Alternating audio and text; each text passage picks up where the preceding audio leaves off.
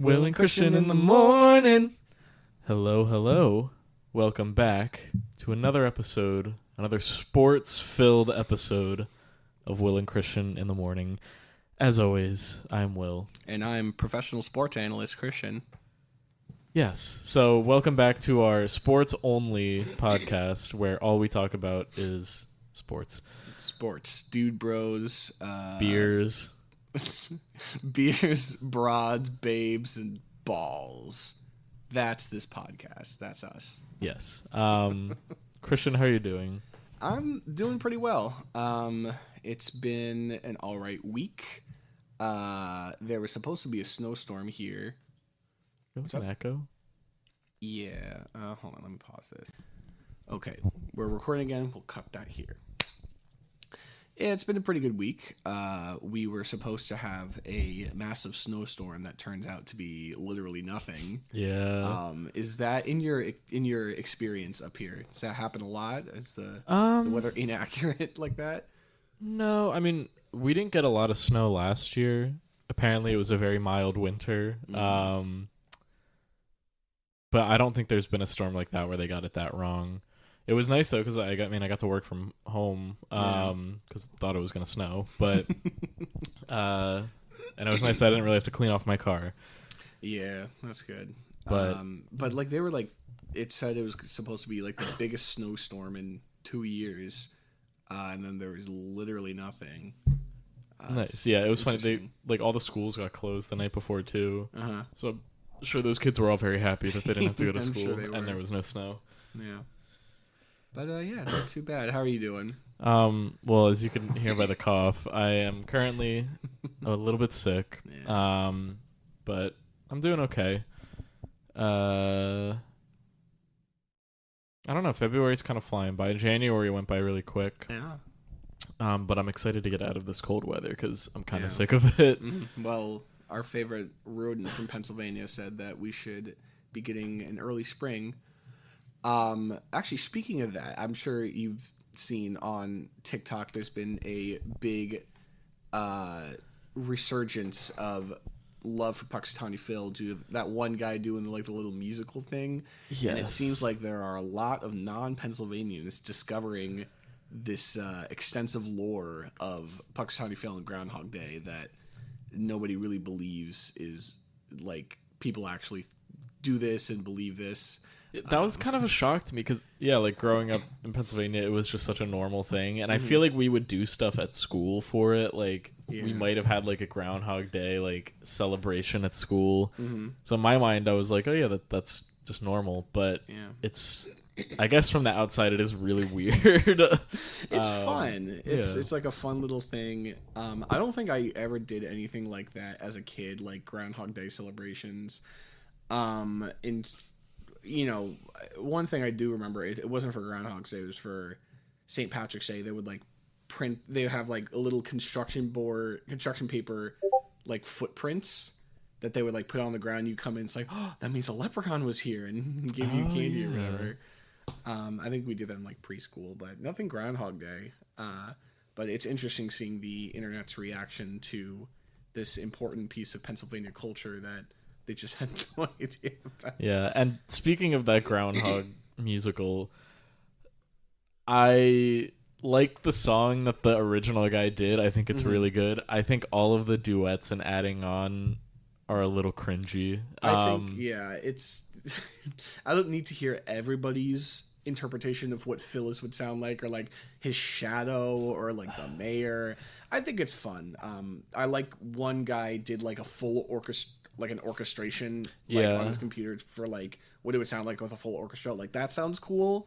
But I think some of them are like, I'm like, okay. Well, it's very reminiscent of the Ratatouille musical, which I was deep into. But I think that one was better because everyone was going crazy during like the early pandemic, and it was like some sort of outlet. But now it kind of feels like people are just trying to like get some clout or like just add on to this thing. And the thing about the Groundhog musical, it purely is adding on to just the one guy's song, whereas the thing about the Ratatouille musical, like everybody had their own songs that they did, and then that's why they were able to compile it into a full musical with all these different songs. But it's funny you brought up the Ratatouille musical and how it compares to the Groundhog musical, because people are seeing a lot of comparisons between 2020 and now. Really? There's lots of repeat things, one of which was the Ratatouille musical, and another one was what we're going to talk about later, something with the Super Bowl. And I think... who was in the 2020 Super Bowl? The 2020 Super Bowl was the Chiefs and the 49ers. Oh. And now that's repeating again. So now people are sort of using that as a foreboding prediction that there's going to be another big pandemic in 2024. We still haven't left the first one, technically. Yeah, exactly. So... Yeah, but before we talk about the big game, we'll switch it up a bit, because as you know, we all love talking about sports here on Will and Christian in the Morning, but we'll take a little break from that and talk about some other things that we have seen in the past couple of weeks. One of which, I think one of the big announcements from this past week is the Fantastic Four cast. Yes. So for those of you who are living under a rock, on Valentine's Day, Marvel announced the Fantastic Four cast in a cute little post, kind of hinting that it's taking place in like the 50s. It was something that somebody saw with like the magazine that he was holding that had like a picture of LBJ, and it was like a specific Time magazine issue from the 50s. But the new cast is as follows. There's Pedro Pascal as Mr. Fantastic, which we already knew. Vanessa Kirby as Invisible Woman, Sue Storm. Joseph Quinn as the Human Torch. And Eben Moss-Bachrach as the Thing. Initial thoughts. What do you think of this cast? Well, I don't really know two of the actors very well. Like, I know Pedro Pascal. I mean, I'm interested to see what he does, but I don't know if he really fits the character. And I don't know why they picked someone who's so hot right now, because that's going to cause some scheduling issues. And then I do like Joseph Quinn as Johnny Storm. Like, I think, I don't know, people wanted like Zac Efron or I forget his name, the guy who played Billy in Stranger Things. And I think I mean, Joseph Quinn is not the youngest, but he looks younger than all of them. Yeah. And, like, Zac Efron's too old to play that role. Yeah. But I guess I'm excited to see, like, what they do.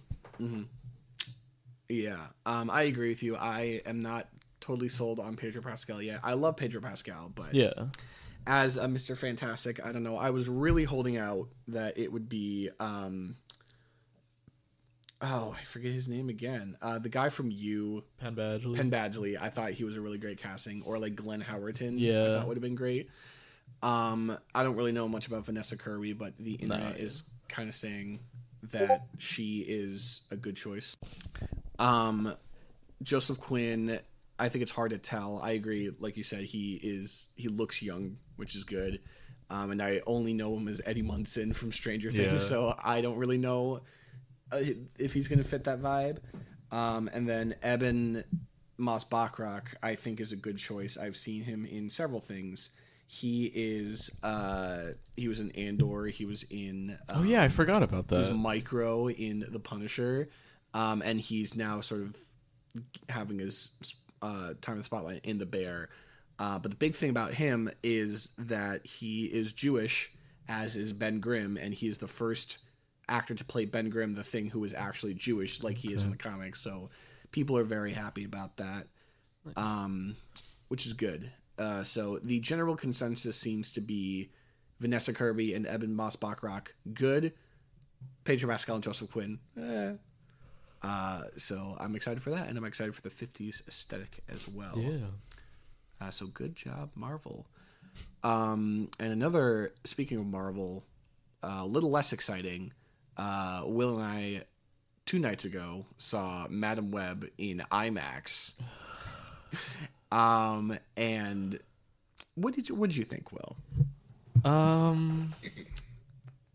It sucked. Like, we were talking about this. We went in knowing this was going to be horrible. Like, that's why we wanted to see it. I think everybody did. Surprisingly, the theater was pretty packed, with some webheads, but it was just boring. A lot of the movie, it got to like the halfway point, and I was like, "All right, this movie's probably almost over, right?" And we had like 45 minutes left.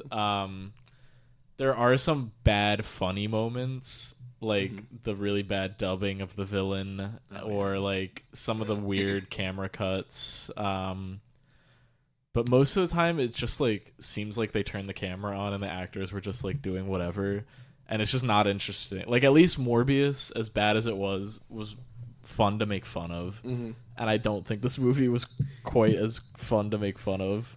Yeah, I think the worst part of this movie was that it was boring bad and not funny bad. Yeah. I the ADR stuff was hilarious. It was so bad. Yeah, it was like so funny. every scene that this villain is in, either his like mouth is obscured, or they have dubbed him over with different dialogue, but his mouth is like, it looks like he's like, it was like a foreign film where he was speaking a different language, and his delivery in the dubbing is also horrible. Like, I think his dubbing his delivery when it's not dubbed is also horrible. Yeah. He was just not good. Yeah. And I feel like there was a bit of false advertising for this movie, because I keep seeing ads for it again, and they keep hyping up the three like teen girls in their Spider-Women costumes, and those costumes are only in flash forwards for about maybe a minute of screen time in total. They never get their powers in this movie. They never suit up. They also never explain like why they have powers. Yeah. It's just a vague like, these girls have powers and they're going to murder me, and there's no explanation. We don't see them get their powers. Is it because they're like hanging out with Madam Web now? I was surprised that there was no after credit scene with like Vulture or someone from some vague reference to the MCU. They probably know they're not getting a sequel, so they're like, we're not even gonna bother. Well, and then also there's some like vague Spider-Man, well, not vague, like Uncle Ben is in the movie. Yeah. And he was the best part of the movie, I think. I love Adam Scott. He was Adam Scott. Yeah, he did a good job. But yeah, it was boring. It was not good. And most of the movie is just them running away from stuff. Yeah. And then the villain gets killed by a Pepsi sign. Sorry for the spoilers, but I doubt anyone listening is going to go see it, and you shouldn't. Yeah. There's a lot of Pepsi reference in this movie. Yeah. Like when they're at the barbecue, she like grabs a Pepsi, and I'm thinking about it now. She was like there was a lot of shots of the Pepsi can, and it was like, I thought it was cool at first, like, oh, it's like the old style Pepsi can. I think it looks cool. But then like the big fight scene is on top of like a big Pepsi Cola sign, and then I'm like, wait a minute. And anytime Pepsi cans or like Pepsi products are in the shot, the logo is always facing the camera. There's also like she's drinking Mountain Dew or something in the hospital, and yeah, it just was bad. It just wasn't good. Yeah. Although fun, they did shoot a few scenes in Boston. I found out there's a scene where she like pulls up to an alley and there's a big Beyonce mural. Oh yeah, that was shot in Boston. Oh, cool. So that's kind of cool. I also liked the scene at the end that they just reused from Spider-Man 2 of him like swinging upwards towards a building. It was just a lazy, boring movie. 1.5 stars. Not good. Don't see it. Don't see it. Don't even watch it when it's free. It's not even fun to make fun of. No, it's just rough. It just is. Madam Web is a movie. I think that's the best way of describing it. Well, it was an experience. Yeah. Anyway, back to the real meat of this podcast. The big game. Yeah. Football's biggest night. Football's biggest game. The Super Bowl. Will, we watched the game. What'd you think of the game overall? I thought it was really boring until the end. I think this always happens. There's so much hype for the Super Bowl because it's like the big game and everything, and then a lot of times I think both teams are so. I feel like really defensive because they don't want the other teams to score. So like nothing happens during the game except the last quarter was pretty exciting, and then the game went into overtime. But yeah, it wasn't that great. I feel like I agree. I feel like every year the Super Bowl is so hyped up, and then it's like one of the more boring and least exciting games of like the whole season. But like this year especially, you know, I didn't really care for either team, and they were both very good defensively. So then just like nothing happened, and they just kept turning over and back and forth and back and forth. And then, you know, the fourth quarter was exciting. And yeah, so the Chiefs, the 49ers, congrats to the Chiefs. Congrats to Travis Kelce and Taylor Swift. How many you were keeping track? Yeah, I was keeping track of how many times they showed Taylor, which at first wasn't much because nothing was happening. I may have counted it wrong, but I think they showed her 13 times. Which, for our Swifties out there, is kind of a big deal. Yeah. But yeah, I was not too overwhelmed with Taylor Swift showings. Honestly, that like it was more exciting than the actual game to see. Yeah, I kind of wish we had watched it on Nickelodeon or on Paramount, honestly, whatever. Yeah, because they had SpongeBob really and Patrick doing like commentary, and the actors were like mocapped for it, and they were like really funny too. Like they showed Leonardo DiCaprio, and SpongeBob went like 25. That's about his girlfriend. And they were doing a really good job of making it entertaining. And then they had like, you know, Plankton in a giant mech suit taking over the field, and like Dora would explain penalties. And it was just so funny because, like, you know, throughout most of the game, like neither team was like doing a lot of scoring. So there's like one moment when Dora pops up and she's like, "Does anybody need a map to find the end zone?"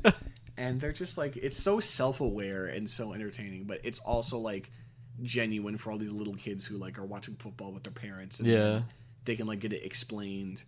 Although there's no chance most dads are turning on the Nickelodeon version for their kids. But you know, I hope Nickelodeon keeps doing this. I think it's definitely a really fun way to do football and like introduce it to a new audience. Yeah. But we're not here to talk about the game. No.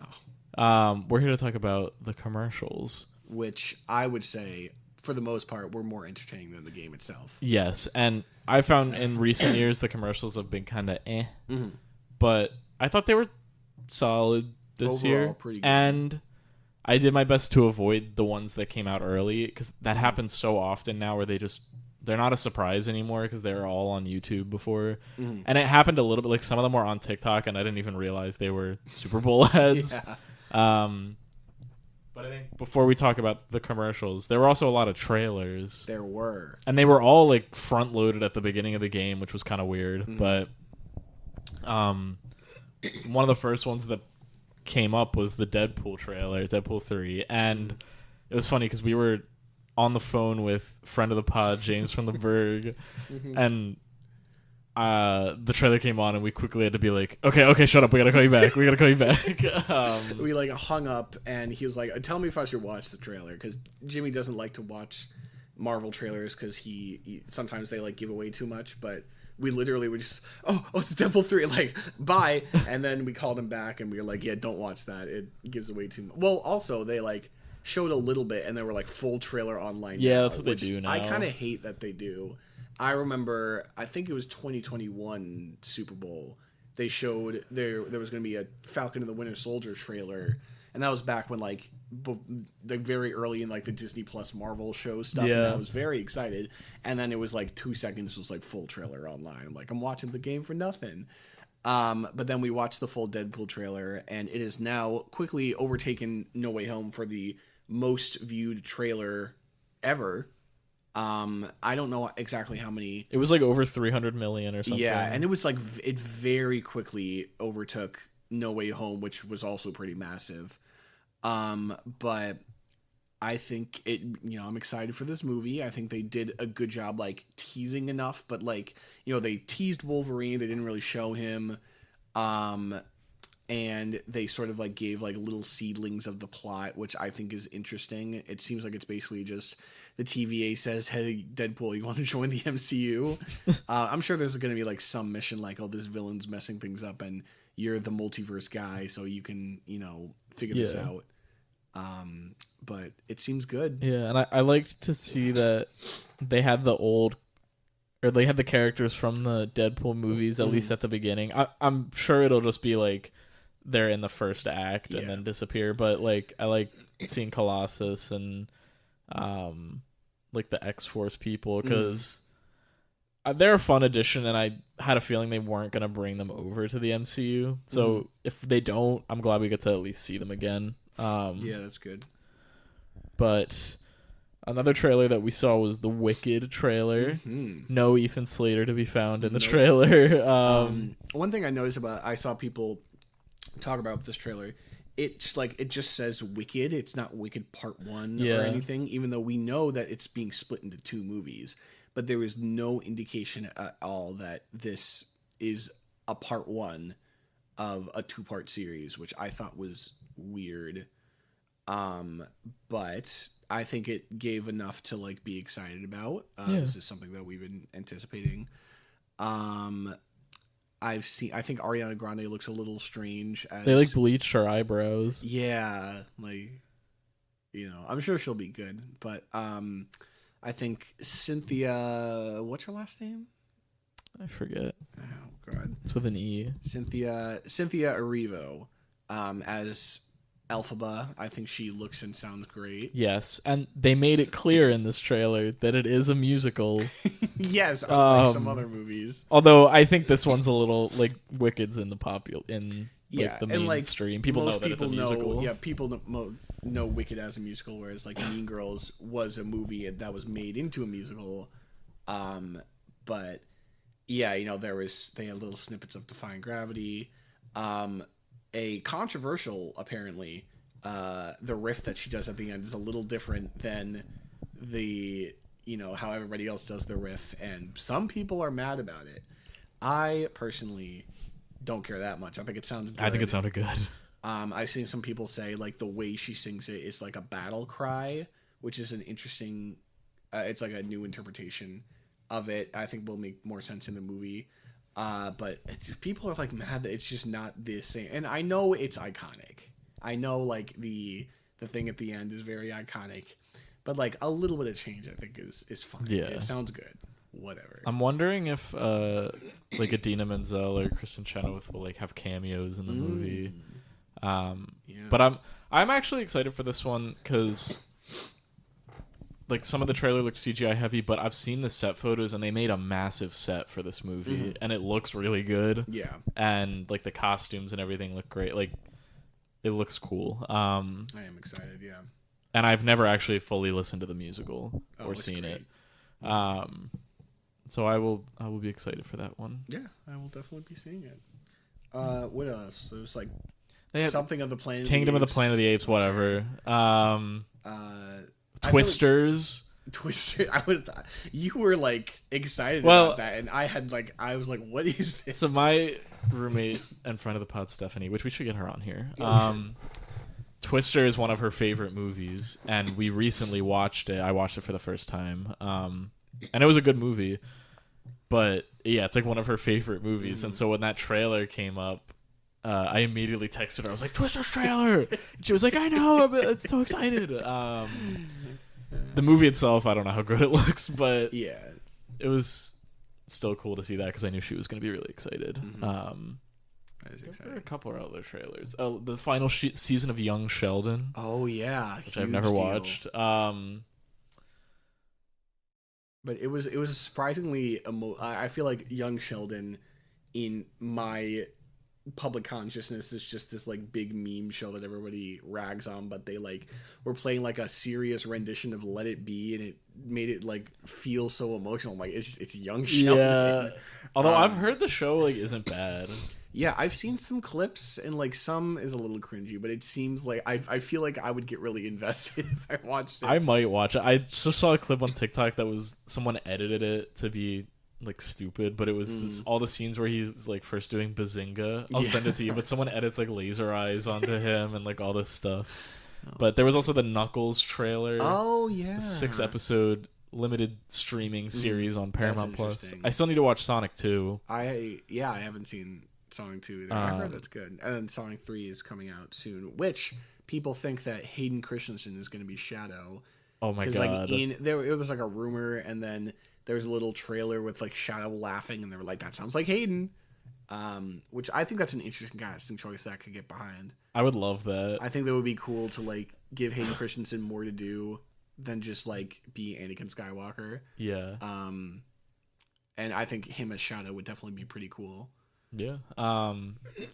There was also a sort of trailer for If, which I'm excited for that movie. Yeah. It looks cute.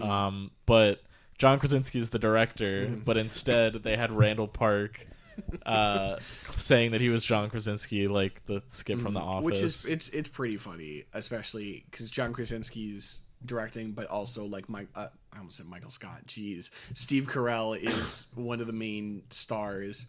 So that was, I usually roll my eyes at a Randall Park is Jim from The Office joke, but I thought that was pretty funny. That one was clever. Yeah. Like kind of bringing it back. I'm actually, that movie looks so cute. It does look cute. I'm definitely gonna see it.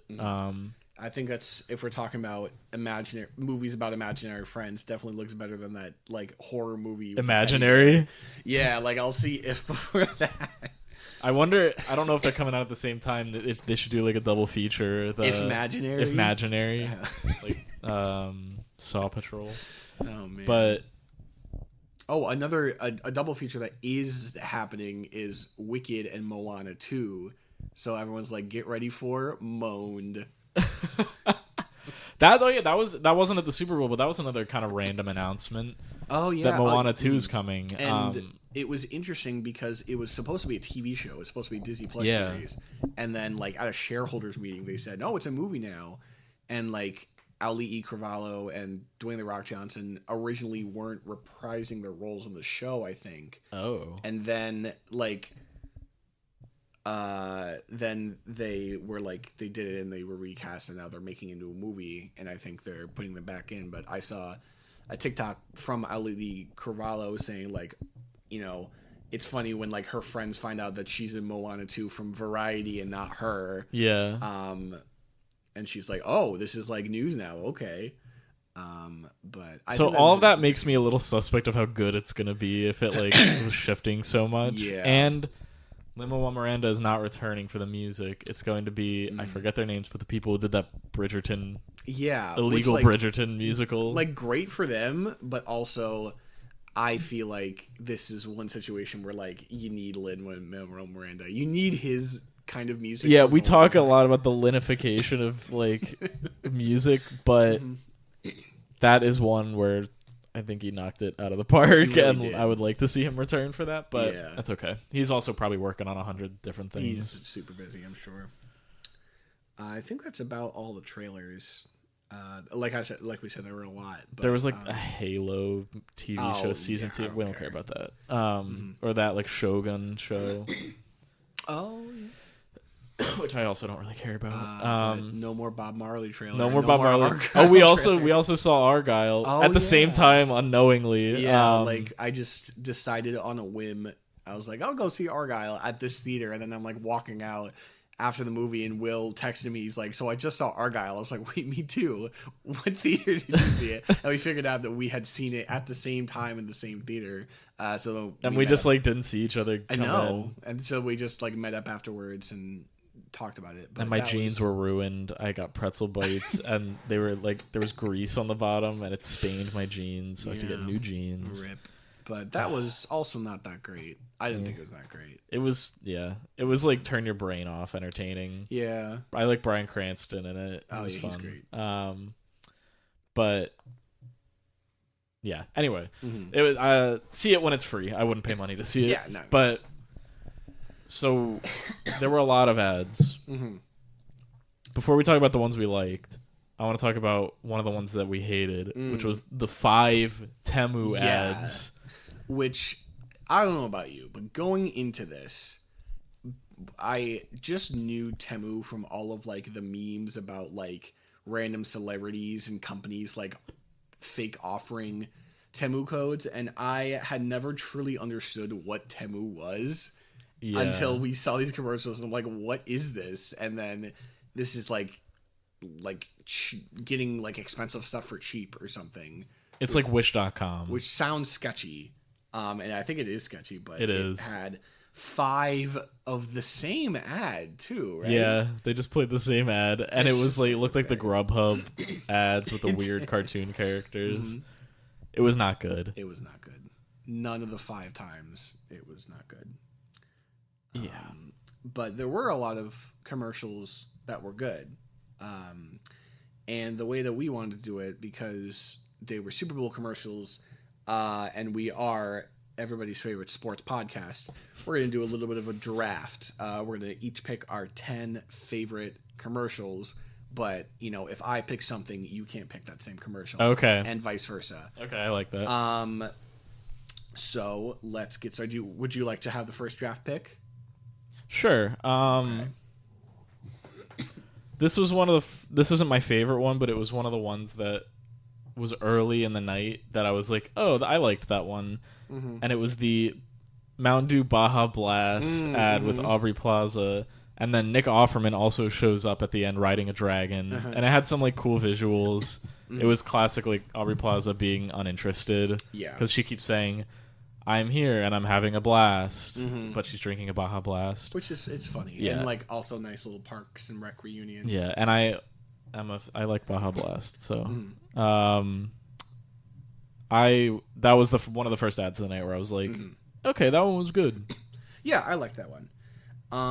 So I think for my first draft pick is, I thought, like, the commercial itself was, like, pretty good, but just, like, kind of what happened after the commercial was the big thing, and for me that is the Verizon commercial with Beyonce. Yes. So the actual ad, it is essentially Tony Hale and his character from Veep, like you were saying. Yeah. He is, like, Beyonce's assistant, and they are trying to break the internet. So then Beyonce does all of these things, like she, you know, has, like, this massive lemonade stand, and she goes to space, and she's BOTUS, which I thought was, and there were, like, all funny. These little things that were really funny. But then at the end, she said, you know, they're like, oh, we still didn't break the internet. She's like, wait till the music drop. And I was like, oh, okay.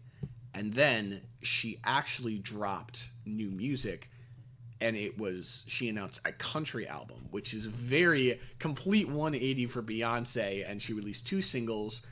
And that, to me, is just like, the commercial was a commercial for Verizon, but it was also a commercial for her new album, which I thought was so smart. And people are saying, like, her outfit at the Grammys was like bejeweled cowgirl kind of outfit, and some people were like, oh, that's weird. But now, like, thinking back to that and with the new context of the album drop, it all makes sense. And I think that is just, like, it's so smart, and it was a funny commercial.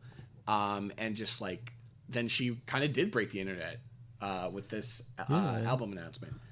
I do kind of wish, I think I was a little unclear if she was actually dropping music. Like, I wish they had at the end had a thing like Stream Now or something. Yeah. But that felt the most like Super Bowl-y thing, like very high budget and big star and like big announcement. Yeah. And it wasn't like, I don't think it was like leaked ahead of time or shown ahead of time. They kept that under wraps, which I'm glad they did, because I think if anybody got word that she was dropping a country album, that would have broken the internet there. And yeah. The point was to do it after the commercial. Yeah. Okay. Second one I'm going to pick is the Michael Cera CeraVe ad. Now, this was one that I did see before the Super Bowl, but it was like a TikTok marketing thing where I kept seeing like some girl on TikTok being like, was CeraVe made by Michael Cera? And then it's like a CeraVe expert going, no, it was not made by Michael Cera. And the ad is just Michael Cera talking about how he developed CeraVe and like how skin is his passion and stuff. And I just love Michael Cera, and I thought that was actually clever, like a clever little tie-in. And I don't know. I thought it was simple, but I thought it was funny. Yeah, because I know the pitch was just like, we're called CeraV, let's get Michael Cera. But I think like just the kind of person he is, this sort of like shy and awkward kind of guy, I think really worked when he was like, skin is my passion. Yeah, like and, he was acting all like rock seductive. climbing, like putting it on, he's like, let me lubricate you or whatever. He gives himself a massage. Like I thought they did a good job with that. Yeah, that was funny. So good pick. My second pick is going to be the BMW commercial with Christopher Walken. And I want to compare this, and we talked about this during the game. I want to compare this to the State Farm commercial, which I think did what this commercial did a little worse. So this commercial, BMW, was just like Christopher Walken driving around, going places, but every person he meets is doing a Christopher Walken impression. Yeah. You know, and it like doesn't really sound like him, but it's like the mannerisms. It's like that's the one impression like everyone tries to do. Exactly. That's like one of the most popular impressions. So then, you know, everyone's like, you know, Mr. Walken, what would you like for dinner? And you know, they're doing the voice, and it's not like, it doesn't sound like him. And then so they kind of go through, and the point of the commercial is there's only one Christopher Walken and there's only one BMW. The one thing I didn't like about this commercial is that Usher just sort of showed up. They're like, don't you have a halftime show to do? He's like, yeah, which is an Usher song. But I think everybody doing their own kind of impression while still sort of getting the foundation of the impression right was funny, compared to the State Farm commercial where the joke was Arnold Schwarzenegger says one word funny, like a good neighbor. And I think that was just like not as well executed as this one, but I thought the BMW one was very good. Okay, that's a good pick. I think my next pick is going to be the Paramount Plus Mountain one, which I saw a bunch before the Super Bowl. That one came out early, but the one that they showed was like shorter than the one that I saw, and I liked the longer one. But it's similar to the one they did when they launched it, but it's like Patrick Stewart and Drew Barrymore and Hey Arnold and Peppa Pig and Creed is there, and there's like a bunch of Knuckles is there. There's a bunch of like little cameos, and they're all interacting, which I always think is fun. Yeah, and they're trying to get over the mountain, and I forget who the football player is. It was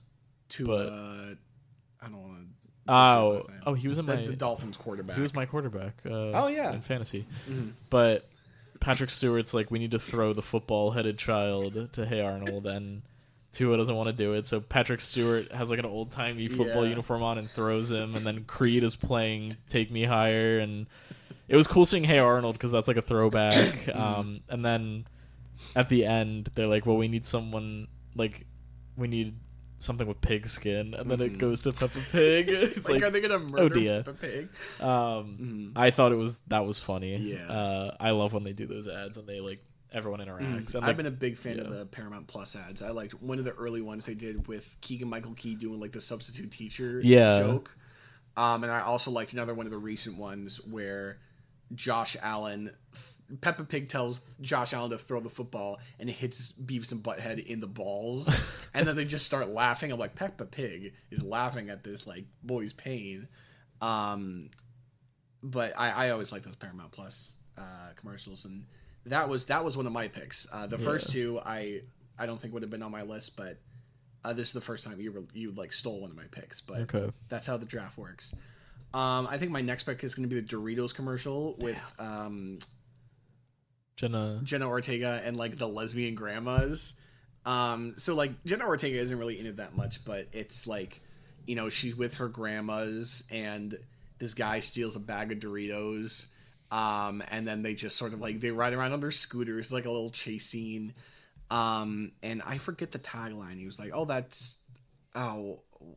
what is the word? I forget, but they like say, it's like, oh, it's not that, Ace, and then they say, like, it's not dynamite. Oh, it's like, it's not dynamite, it's Danamito. And it's fun seeing like old people do like spectacular things. Yeah. And it was just fun and entertaining. And I think they did that well. Yeah, that was a good. I feel like Doritos usually does good ones. I don't know why this is the one I'm remembering, but there's one where it's like you see someone being born, like they shoot out of the womb and like then shoot into their grave or something it was years ago, but it was like kind of edgy, but that was a good one. That was on my list. I think next one that I'm going to pick, I guess I should have picked like the good ones first, but where was it? I gotta look at the Bud Light commercial. I thought that felt like a classic Super Bowl type ad. Yeah. Was Post Malone in it? He was. Yeah, like there's a guy who like he just gets a bunch of wishes. So he's like, I wish we were having like a party at this bar.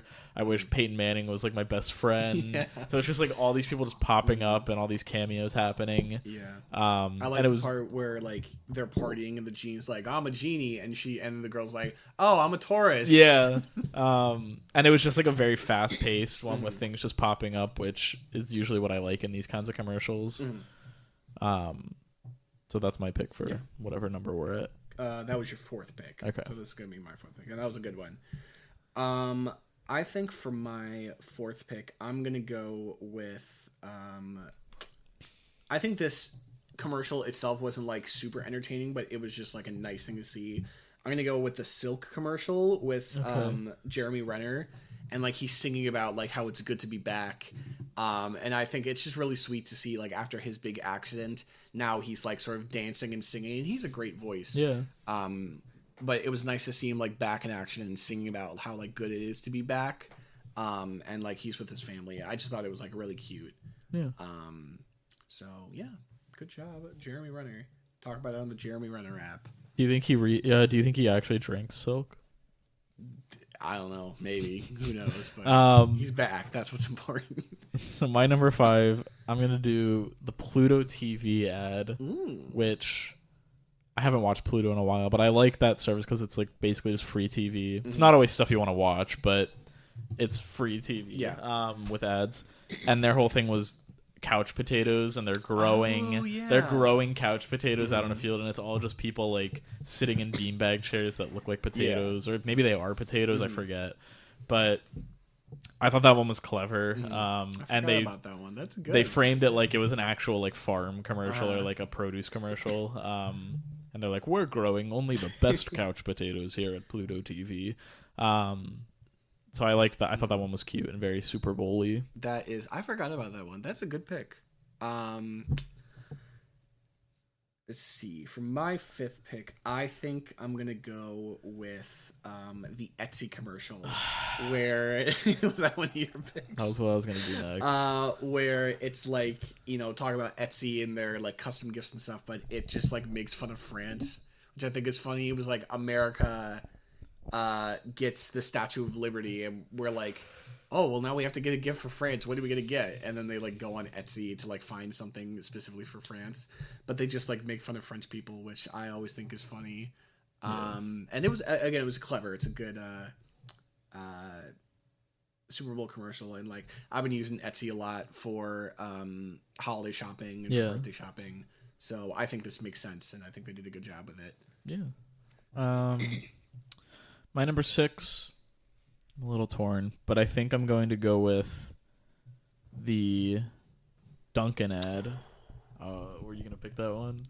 That was on my list. Okay. So that one was with Ben Affleck and J-Lo, and Matt Damon showed up too. But what was it? Ben Affleck like rapping about Dunkin' or something? Yeah. Which honestly reminds me a little bit of Dunkachino with Al Pacino.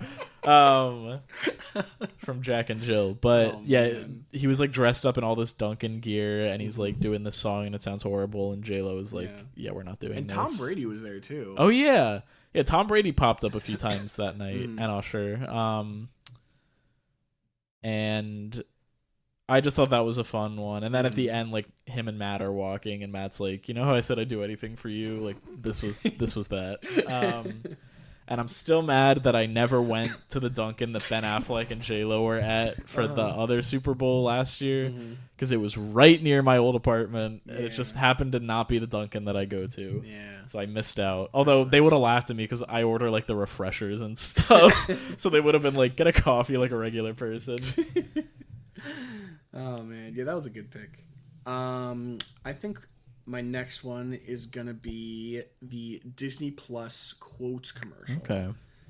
Where it was just a bunch of quotes from Disney properties. You know, they had like To Infinity and Beyond. That was like the last one they sort of stuck on. They had like Ohana means family, and they had some like Marvel quotes in there. And it was just like a cute like reminder of like all the iconic Disney things. But what I thought was really good at the end, the last quote was ... ready for it, which is a Taylor Swift song from her album Reputation, and it is likely, you know, referencing that Disney Plus has the Eras Tour movie on their platform. But there was some other discussion in the night about Reputation, Taylor's version. There was another, and that's like the first song from Reputation. There was another moment very early on before the game when like the Chiefs and the Niners had their like hype videos. In the Chiefs hype video, Travis Kelce looks at the camera, says, "Are you ready for it?" and winks. And I was like, I know some Swifties are going to be very excited about that. And I think that Disney Plus putting "ready for it" at the end could also reinforce that sort of excitement. And I think it's funny. That's probably intentional. That's going to create some buzz. I think that's smart. Yeah. But it was just nice. Like, it reminded me of all like the quotes in the movies and stuff. And I thought it was very simple, but I thought it was good. Yeah, I liked that one.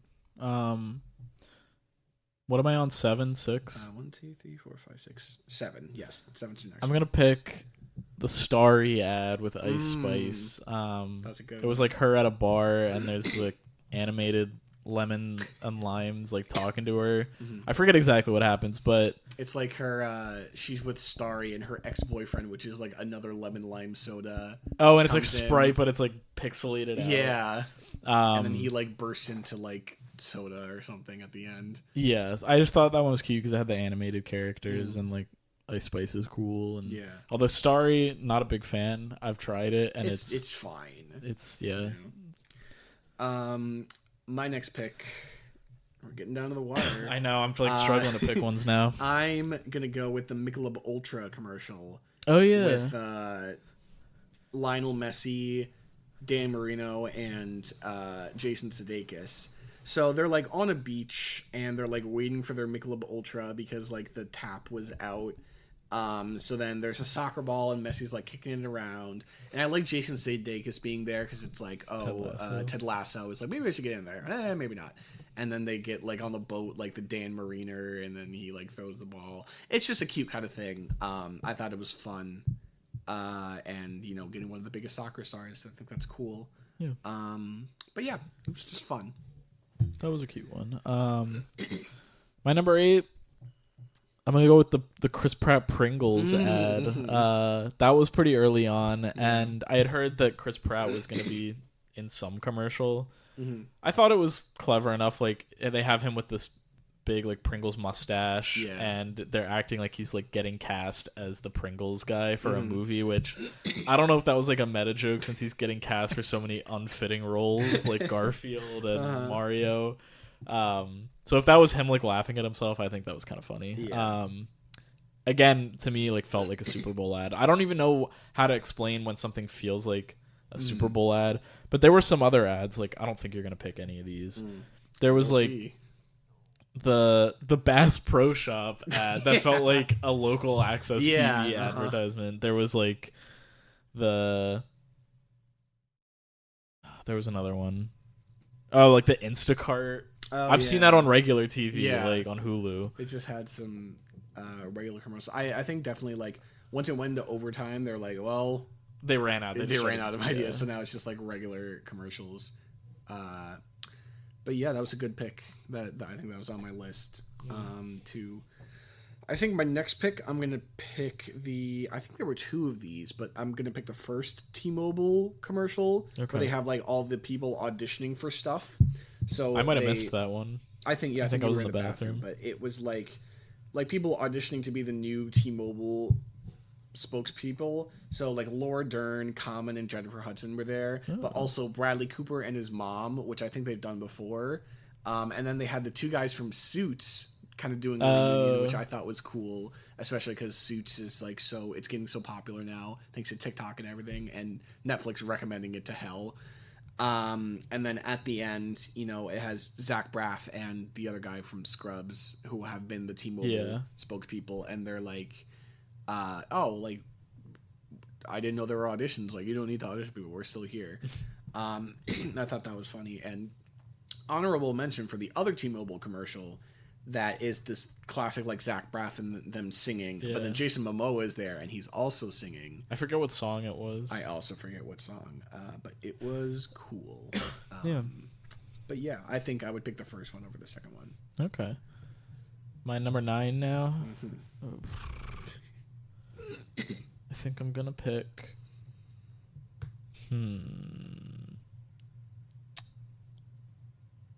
I think I'll go with the Elf ad. It was Judge Judy, I think is Judge Beauty. Yeah. And it was like a courtroom about elf products, and then one of the guys from Suits was there also.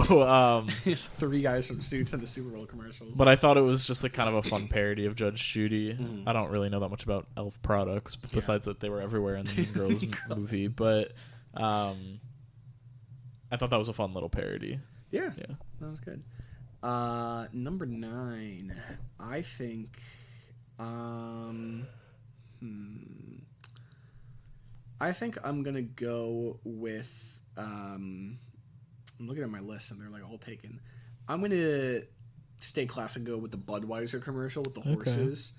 That is like, one of the most iconic Super Bowl commercials of all time is the Budweiser horses. Yeah. And like they don't really need to do much. It's just got to be cute with the animals and the horses and the dogs, and that's enough to grab my attention. It just kind of takes you back to the old commercials, and they're always cute and sweet. So I think that's a good pick. That's a good pick. All right, last one. Let's see what you got. Let me take one last look here.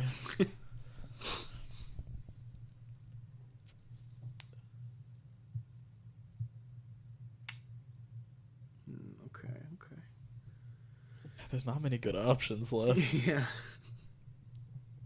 We picked all the good ones. That's how the draft works. What was the Uber Eats one? I forget. I just wrote that good. Was the concept was like to like do Uber Eats, you have to like forget something you already know. Oh, I didn't like that one. Yeah. But like I think the gag was that like David Schwimmer Jennifer Aniston didn't remember David Schwimmer. Yeah. And it had like the guy who like didn't remember how to sit. Like I thought that one was a little Oh, weird. you know what? I'll pick a cute one for my last one. The Google Pixel ad with the it was like someone with vision impairment. Oh yeah, that was cool. The phone like tells them if it's in focus or how many people are in the picture, and it shows like the journey of this. I think it was a guy, and then like gets married, has a kid, gets like a pet, so it keeps adding how many people are in the pictures, and that one was cute. That is cute. I think for my last pick, and this is another one that had several commercials, but I'm going to go with the first Homes.com commercial. Okay. I thought it was like pretty good. I got sick of it after a while because they kept showing it. There's the guy from Schitt's Creek and the girl from SNL, and they're pretty funny. And it's like a board meeting about what it's going to be. But I think what was the funniest part was that at the end of it, Jeff Goldblum showed up as his character from the Apartments.com ads, and it's the same company. So I thought that was a clever kind of thing, like how in the Geico commercials they have like all their mascots like meeting up. But it's my last pick, but I thought that was pretty funny just seeing Jeff Goldblum there and like kind of continuing like the synergy of the companies together. Yeah. But yeah, those are our top 10 draft picks for the Super Bowl commercials. And there were no baby characters this year. There's no Baby Nut. There was. Oh wait, was there a baby character that I missed? Not like a Baby Nut kind of thing, but there was an E-Trade commercial. Oh yeah, that's true. No, I mean like a character who's been turned into a baby. There was no baby Mr. Baby Pringle. Nut. I remember. Or that. like, yeah, Baby Nut. I can't believe they killed Mr. Peanut. Man, is he? I think he's back though. Yeah, he's fine. It was just for the ads. But yeah, good picks. Yeah, it was. I think it was a solid year for ads. I don't think we could have done this last year. There weren't enough. Definitely not. So shout out to all of the marketers going into the Super Bowl. Good job. do better next year, but good job. But yeah, I think that's gonna be it for this episode. I think so. Yeah. Well, tell us what your favorite Super Bowl ads were, or if you if you didn't watch it, I guess you don't have an opinion. But leave us a comment, DM us on Instagram. Let us know what you think your favorite was and what you thought your least favorite was, because there were some stinkers. Yeah. I think. We didn't really talk about those. There was one about AI where I was like, bruh. Yeah. Or there was the one for, I forget what company, but it was like all the paintings singing "Don't Stop Me Now." That was Pfizer. Oh yeah, I thought that was a little creepy. And there were a bunch where I didn't know what the ad was, which I docked points for, like the Martin Scorsese one for like Squarespace or whatever. I was like, I don't know what this is about. But yeah, let us know your favorites and least favorites. Definitely got a lot to choose from. Drink your Pepsi. And see Madam Web in theaters now. Or don't. We don't care. But yeah, thank you everybody so much for listening. Be sure to follow us on Spotify and rate 5 stars on Apple Podcasts. And if you have something you want us to talk about, let us know. Yeah. We're always open to suggestions, but that's going to do it for this episode, and we will see you in the next one. Touchdown. Bye. That's the game. Bye, guys. Bye.